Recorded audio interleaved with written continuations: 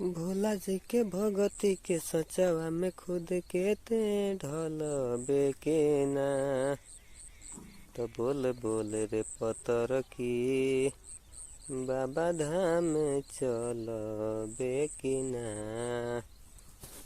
बोल बोल रे पतर की बाबा धाम चलबे की ना।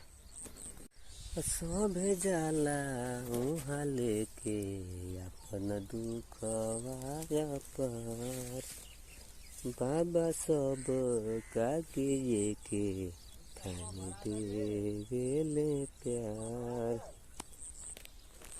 अरे सभे जाता लेके कंवरिया रे, मोरे बतिया के मान ले गुजरिया रे। भोला जी के मथवा पे लोटवा के जलवा जे ढलबे के ना। तो बोल बोल रे पतर की बाबा धाम चलबे के ना।